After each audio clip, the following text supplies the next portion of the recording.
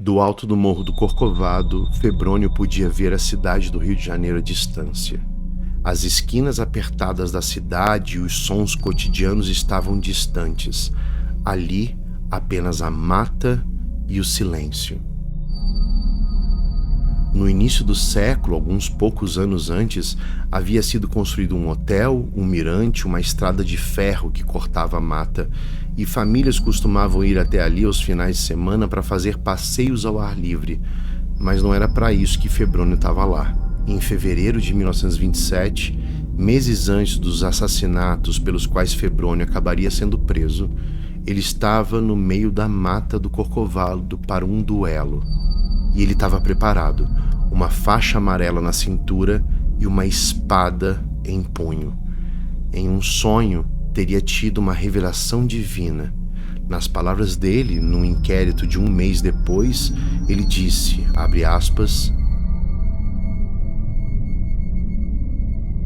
Lúcifer viveu 7 gerações, e eu, que sou um enviado do Deus vivo sobre a terra, está escrito, viverei o dobro, porém em 3 encarnações.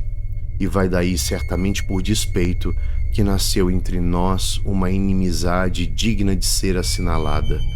Lúcifer aceitaria o meu desafio, contanto que eu aguardasse ao meio-dia no Corcovado, nu, com uma faixa na cinta.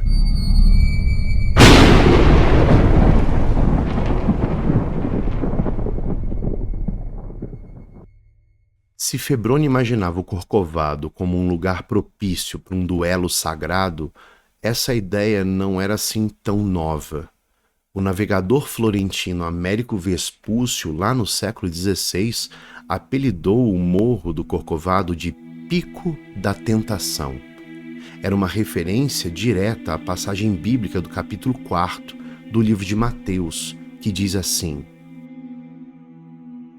Depois o diabo levou Jesus para um monte muito alto, mostrou-lhe todos os reinos do mundo e suas grandezas e disse, eu lhe darei tudo isso, se você se ajoelhar e me adorar. Jesus respondeu, vai embora, Satanás. As Escrituras Sagradas afirmam, adore o Senhor, seu Deus, e sirva somente a Ele. Então o diabo foi embora e vieram anjos e cuidaram de Jesus. Américo Vespúcio, ao chamar o Morro do Corcovado de Pico da Tentação, ele criava um híbrido entre a paisagem e o texto bíblico. São, no fim das contas, imagens que se cruzam. Ali Jesus teria sido tentado pelo demônio. E isso não ocorreu apenas no século XVI.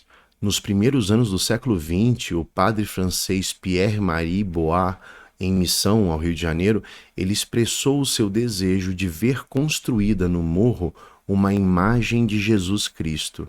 Escreveu o seguinte, abre aspas, Ó Corcovado, lá se ergue o gigante de pedra alcantilado, altaneiro e triste, como interrogando o horizonte imenso. Quando virá? Há tantos séculos espero. Sim, aqui está o pedestal, único no mundo. Quando vem a estátua colossal de quem me fez? Acorda depressa, levanta naquele cume sublime a imagem de Jesus Salvador. Algum tempo depois, lá na década de 1920, o desejo do padre francês acabaria sendo colocado em prática. Foi decidido construir no topo do morro uma imagem de Cristo. O primeiro projeto aprovado representava Jesus com um cetro e um globo nas mãos. Era a imagem do Cristo Rei, misturando o ícone religioso a símbolos civis, o cetro e o globo que já foram muito utilizados na representação de monarcas, por exemplo. Mas esse projeto foi muito criticado. Em 1923, um novo projeto substituiu a imagem do Cristo Redentor. Com os braços abertos, ele inspiraria a ideia de bênção para a cidade lá embaixo. Remonta ao Sermão da Montanha ou às Bem-aventuranças, e assim retomava a ideia do Corcovado como cruzado com a imagem de uma montanha bíblica. E essa construção de sentidos era bem difundida sobre a obra durante a construção da estátua. Uma continuação das montanhas da Judéia é uma imagem bíblica sendo utilizada para dar sentido a uma paisagem carioca. Articulou o apoio e o financiamento de grupos religiosos, e todas as referências à obra nos jornais eram repletas de exaltações bíblicas. E é nesse contexto de cruzar a cidade e uma relação bíblica que Febrônio seguiu pelas matas do Corcovado para encontrar com Lúcifer para o tal duelo. Naquela época, fazia alguns poucos meses que os primeiros operários começaram a trabalhar na obra. A estátua ficaria pronta apenas 4 anos depois, mas era um assunto que definitivamente estava na pauta da opinião pública do Rio de Janeiro. Essas imagens sobre a cidade, elas circulam e são ressignificadas constantemente.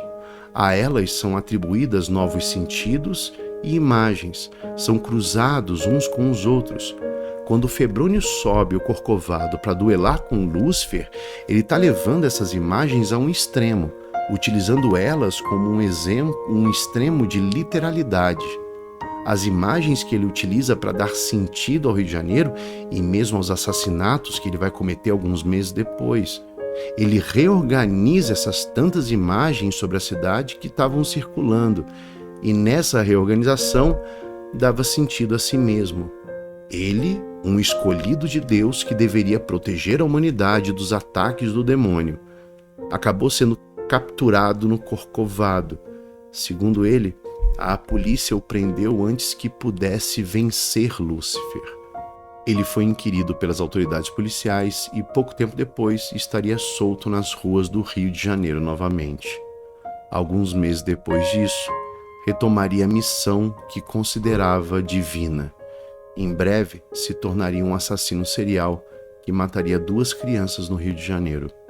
Segundo as imagens que ele construía para si mesmo, essa seria uma missão dada por Deus para que ele sacrificasse essas vítimas com a intenção de salvar a humanidade.